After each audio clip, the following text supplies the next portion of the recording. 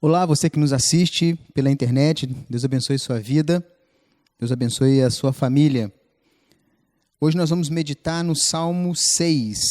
Abra sua Bíblia, mantenha sua Bíblia aberta neste Salmo para meditarmos nele. Salmo número 6.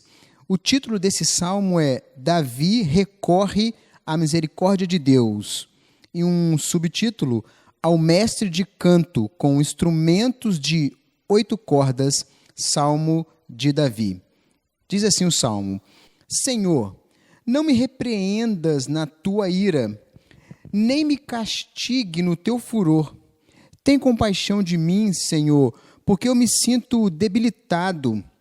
Sara-me, Senhor, porque os meus ossos estão abalados. Também a minha alma está profundamente perturbada, mas tu, Senhor, até quando?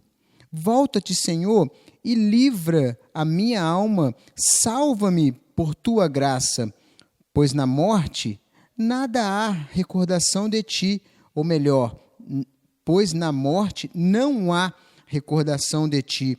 No sepulcro, quem te dará louvor? Estou cansado de tanto gemer. Todas as noites faço nadar no meu leito de minhas lágrimas o alago.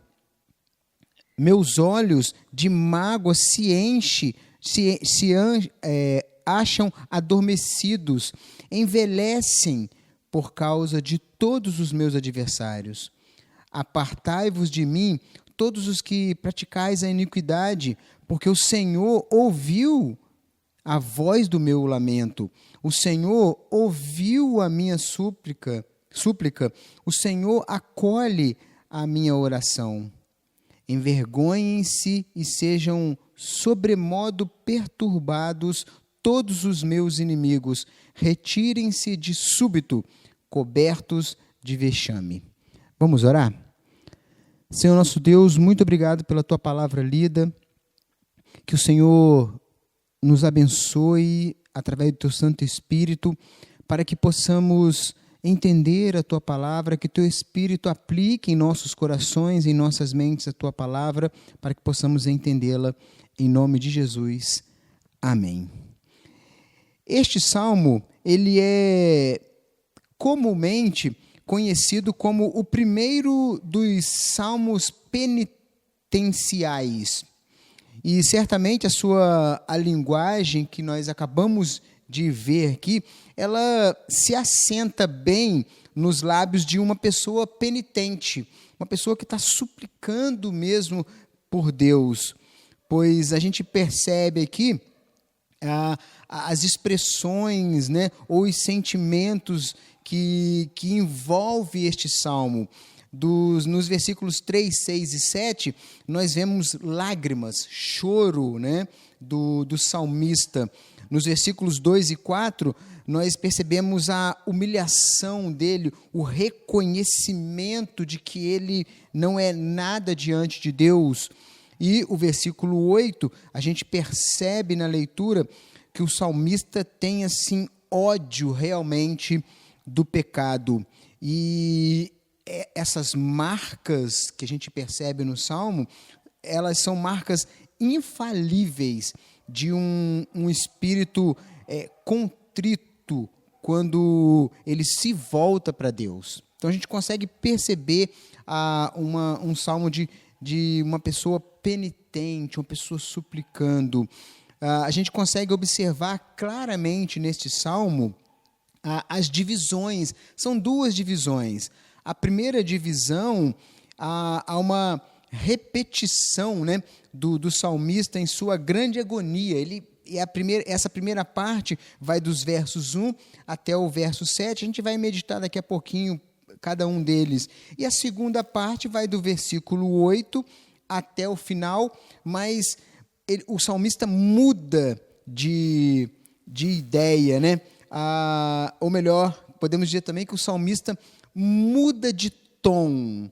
A gente percebeu que o título ou o subtítulo do Salmo é para uma pessoa envolvida com instrumentos, né?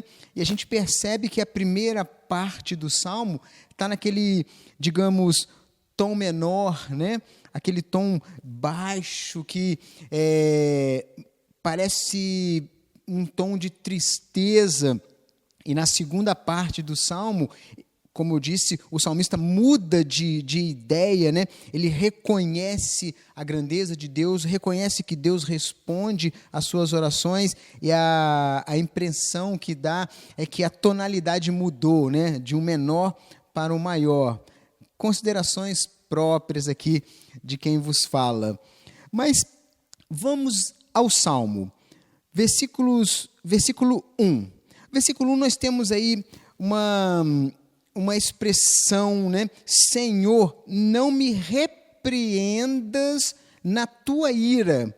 É bem interessante que o salmista, ele reconhece que Deus vai repreendê-lo.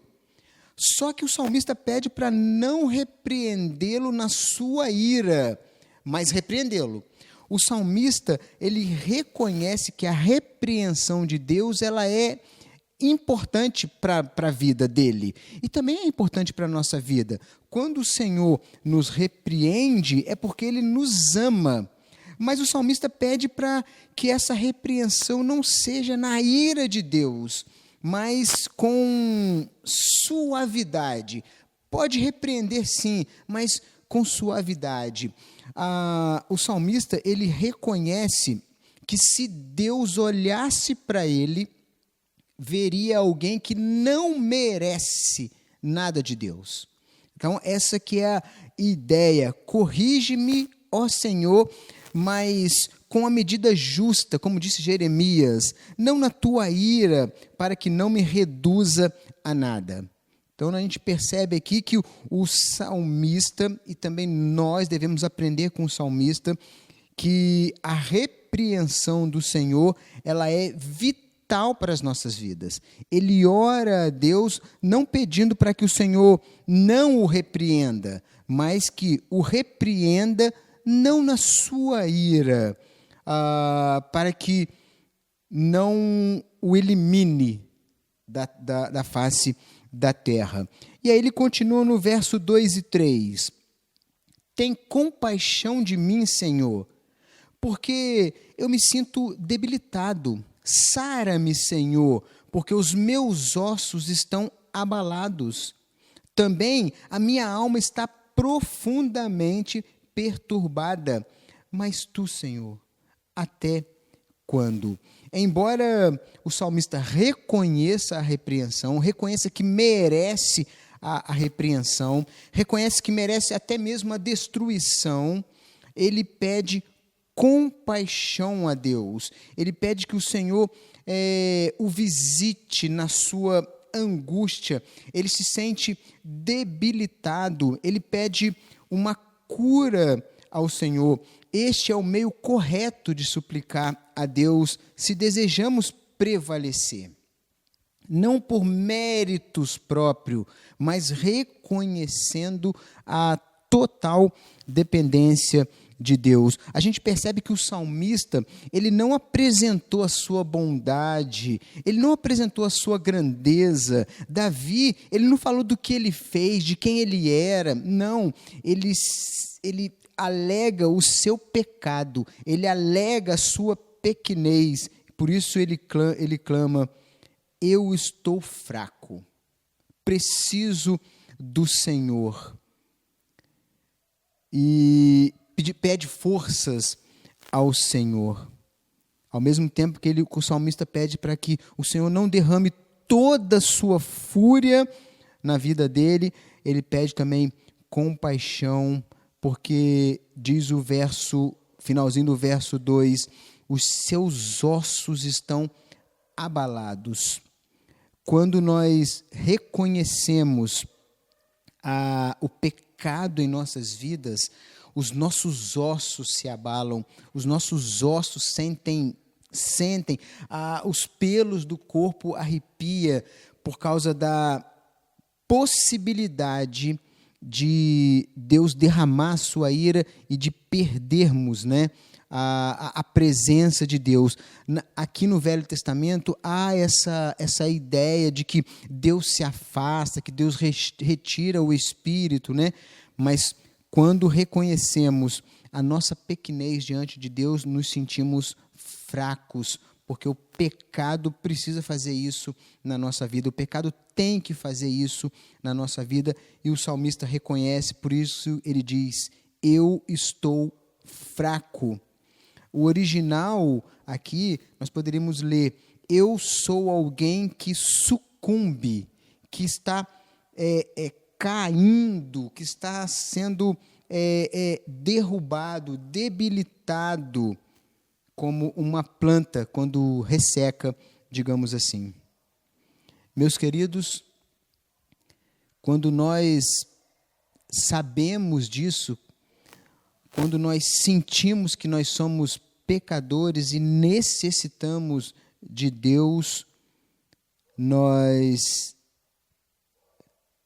caímos com o rosto em terra, como o salmista disse no seu salmo que ele escreveu, Salmo número 6.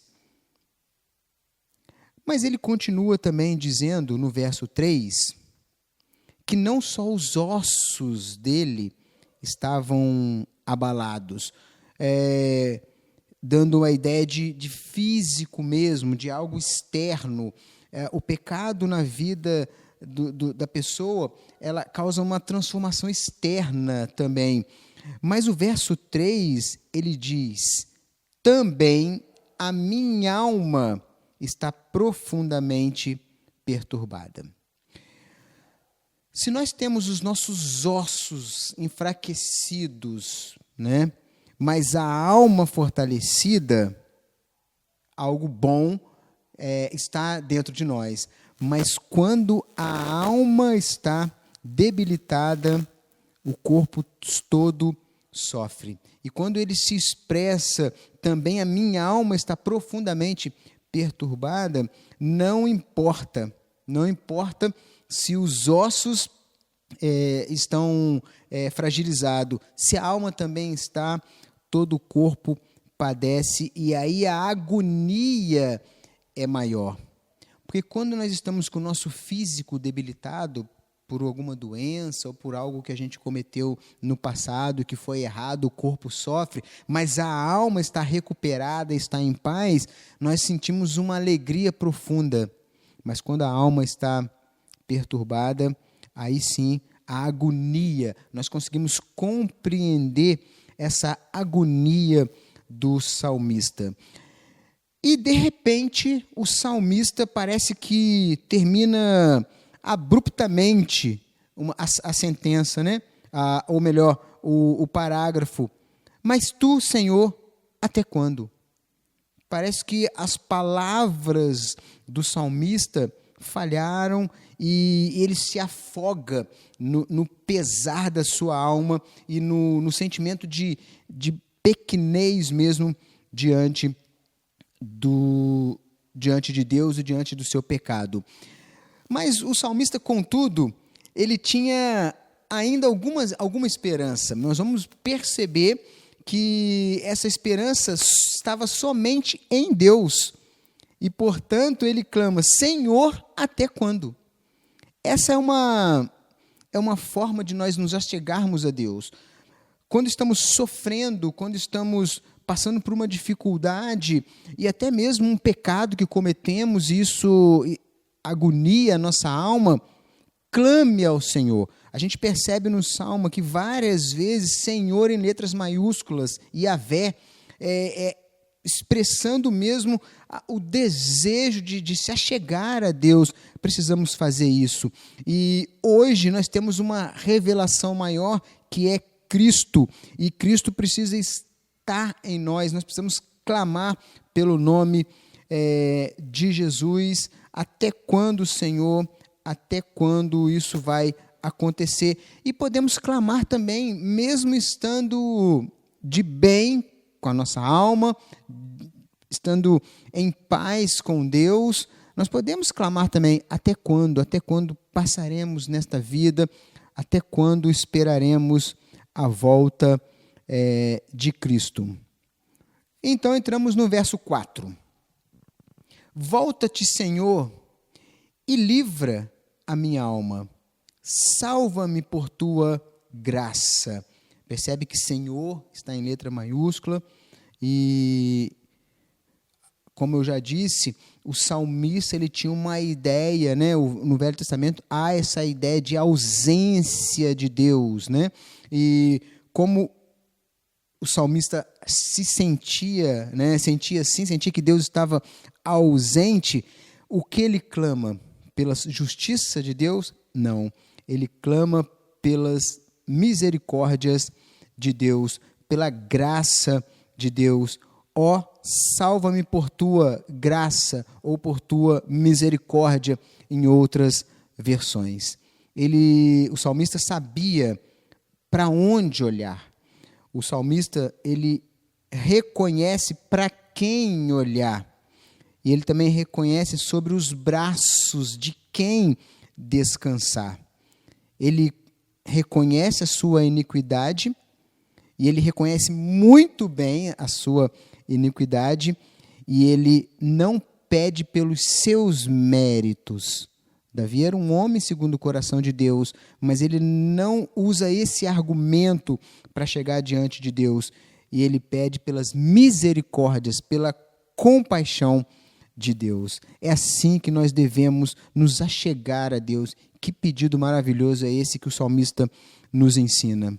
Se nós nos voltarmos para a justiça, como se tivéssemos algum mérito, jamais pediríamos assim como o salmista. Mas quando nós olhamos para a misericórdia de Deus, para a compaixão de Deus, é esse pedido que nós fazemos. Salva-me por causa de tuas misericórdias ou de tua graça. E a gente percebe isso claramente na vida de Davi. Nos salmos de Davi, ele sempre pede dessa forma, ele sempre se achega ao Senhor, e quando ele se afastou, porque na verdade nós que nos afastamos de Deus, e quando ele se afastou de Deus, ele cometeu alguns pecados como qualquer outro ser humano comete e vai cometer aqui neste mundo. Mas quando nós nos voltamos para o Deus que é eterno, o Deus que é, portanto, infinito, aquele que não muda, imutável, ele é autoexistente, tudo se torna bem melhor nas nossas vidas e passamos pelas provações com mais firmeza, porque confiamos em Deus. Versículo 5. Pois na morte, aí Davi usa um argumento bem interessante aqui, né? Pois na morte, depois dele ter pedido a salvação, né? Salva-me pela tua graça, ele diz, pois na morte não há recordação de ti. No sepulcro, quem te dará louvor, né? Então parece que Davi está com um grande temor, que é a morte. Ou a morte espiritual, que é a separação de Deus mesmo em vida, ou a morte física mesmo, e a morte eterna. E aí ele faz esse argumento aí que os cemitérios são silenciosos, os mortos não podem te adorar. Se o Senhor não me livrar, eu morrerei e não poderei te dar graças, te dar louvor. Foi o argumento que Davi usou aqui na sua oração. Mas quando nós abrimos realmente o nosso coração para Deus, nós conversamos com Deus de maneira aberta, nós nos derramamos mesmo na presença dEle, e acredito que foi isso que Davi fez. Davi, ele se derramou, ele estava diante do Deus vivo e reconhecia isso, reconhecia a sua pequenez, então ele se derramou e ele se expressou dessa forma. Senhor, se eu morrer por causa dos meus pecados, como te louvarei? Será menos um a te louvar. Ele então clama pelas misericórdias do Senhor e faz esse desabafo. E os versos 6 e 7? Estou cansado de tanto gemer. Todas as noites faço nadar no meu leito de minhas lágrimas o alago. Então aqui agora Davi usa uma outra expressão: os meus olhos de mágoa se acham amortecidos, envelhecem por causa de todos os meus adversários. O salmista agora dá uma terrível descrição da sua longa agonia. Ele gemia e ele chorava tanto que o desabafo dele foi que a sua cama estava alagada, estava muito molhada de tanto choro, de tanto gemer, e os seus olhos estavam inchados mesmo de tanto chorar, pedindo pelo socorro de Deus. E ele chega até a mencionar no final do verso 7 que envelhecem por causa dos teus adversários. Ele estava como se desfigurado mesmo de tanto sofrer, de tanto gemer, de tanto clamar pelo Senhor, que ele se expressa dessa forma: a minha cama está molhada de tanto choro, de tanto gemer, pedindo socorro por causa dos meus inimigos. E aí ele entra no verso 8, dizendo: apartai-vos de mim, todos os que praticais a iniquidade, porque o Senhor ouviu a voz do meu clamor. Então aqui o salmista percebe a resposta de Deus. Então, até aqui o que vimos, tudo que tinha sido era tristeza e desconsolo, mas agora, tira de mim os meus inimigos, tirai-os dos salgueiros, diz outra versão. Vós deveis ter vosso tempo de lamento. Todos nós devemos ter o nosso tempo de lamento, mas que esses tempos sejam curtos, que a gente precisa levantar a cabeça, levantar a voz e se erguer, limpar o rosto das lágrimas e reconhecer que Deus nos ouve. Nós precisamos, usando uma expressão do passado, abandonar as nossas roupas de saco e cinza. E o lamento pode durar uma noite, mas precisamos reconhecer, como diz um outro salmo, a alegria vem pela manhã. Davi, ele achou paz e, erguendo-se, começou a tirar todo o mal da sua vida, todo o mal de sua casa. Por isso que ele diz: apartai-vos de mim todos os que praticais a iniquidade. Ele começou a fazer uma limpeza. O melhor remédio contra um homem mau é uma longa distância dele. Então, se você, às vezes, está sendo influenciado por alguém para praticar algum mal, o melhor remédio é se afastar desta pessoa. Vá embora, fuja dessa pessoa. O arrependimento, ele é muito útil para as nossas vidas. Quando nós não nos arrependemos dos nossos pecados, isso vai causando uma dor tremenda em nossas vidas. É isso que estava acontecendo com o salmista. Não é suficiente só lamentar, mas você precisa se arrepender, você precisa abrir o seu coração, mostrar para Deus que está arrependido. Você vai voltar a pecar? Sim, essa é uma má notícia, voltaremos, somos fracos, mas peça graça diante de Deus, peça misericórdia, porque o Senhor, Ele ouve a nossa voz, Ele ouve a nossa oração quando fazemos realmente com o coração cheio de arrependimento. Foi isso que aconteceu aqui no verso 8. Por isso que ele ouviu a voz do Senhor. Ele exclama aí no final do verso 8: o Senhor ouviu a voz do meu clamor. É interessante que o clamor tem voz, né? O lamento tem voz, né? Porque a Bíblia diz que ele ouviu a voz do meu lamento. O lamento tem voz.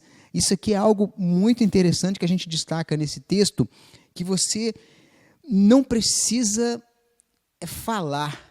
Se você está chorando, o seu sentimento é um sentimento de oração. Se você, no íntimo do seu coração, sem nenhuma palavra, está clamando ao Senhor, Ele está te ouvindo. Ele vai te atender no momento certo, na hora certa. A vontade de Deus, ela é boa, ela é perfeita e ela é agradável. E você precisa reconhecer isso. E aí entramos no verso 9. O Senhor ouviu a minha súplica. O Senhor acolhe a minha oração.